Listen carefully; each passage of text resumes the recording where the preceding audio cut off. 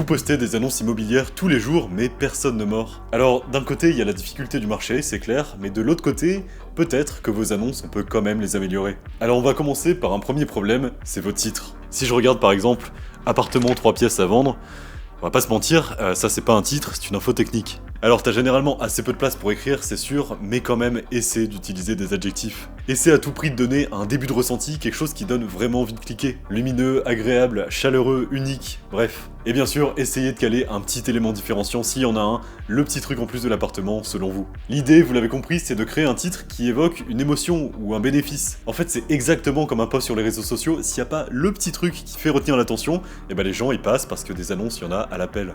Alors pour rester dans le très simple, notre appartement 3 pièces à vendre, il peut devenir par exemple un charmant T3 lumineux avec balcon.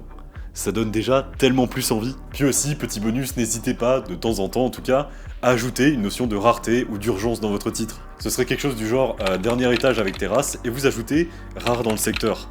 C'est bête, mais ça marche. Ensuite, deuxième erreur, des descriptions qui sont trop froides. Quand vous vendez un bien, c'est important, ne vendez pas une fiche technique, vendez avant tout une émotion. Je veux dire, cuisine équipée, double vitrage, salle de bain avec baignoire, carrelage refait à neuf. Ok. S'il y a vraiment des trucs notables à mentionner, on peut évidemment les mentionner en bas de la description. Mais vous voulez donner envie de visiter, de donner sa chance à un potentiel coup de cœur. Et donner envie, ça se fait par les émotions, pas en faisant une liste de courses. En fait, vraiment créer de l'affect, créer du rêve, aider les gens vraiment à se projeter. Et ça passe parfois par des phrases toutes simples, parfois c'est juste des trucs du genre « Prenez votre café au soleil sur une jolie terrasse de 15 mètres carrés ». Voilà, là on y est.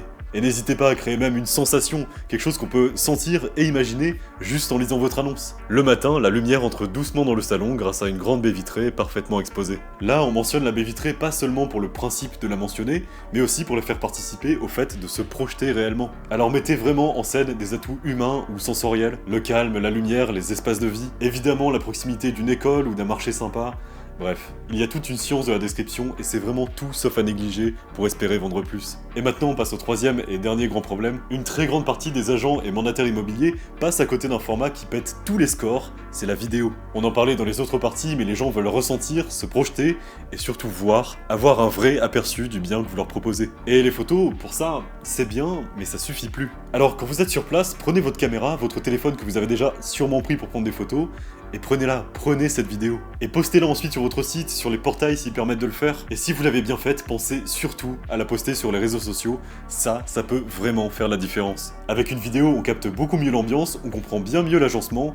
Bref, on se projette beaucoup plus facilement. Et le petit plus que je vous donne, mettez une voix off. Exactement comme la description écrite de votre annonce, accompagnez la visite du bien en décrivant ce qu'on ressent quand on s'y trouve. C'est super précieux comme valeur ajoutée. Et si vous n'avez pas envie de prêter votre jolie voix, ou que vous n'avez tout simplement pas le temps de faire le montage, je comprends, c'est pas votre métier, mais du coup, dans ce cas-là, je vous conseille à fond Rivi. C'est un nouvel outil IA qui va s'occuper de tout ça à votre place, qui va vous rendre un montage super bien fait, avec une voix off au top, basée sur votre description. Alors franchement, filmez votre prochain bien, essayez Rivi, c'est vraiment une perle que je vous donne pour vous démarquer et pour vendre plus. Voilà, merci beaucoup d'avoir regardé cette vidéo. N'hésitez surtout pas à regarder nos prochains contenus, ici ou sur les réseaux sociaux. Et je vous dis à la prochaine pour parler encore de ce super métier et de ce qu'on peut faire pour progresser ensemble. Ciao.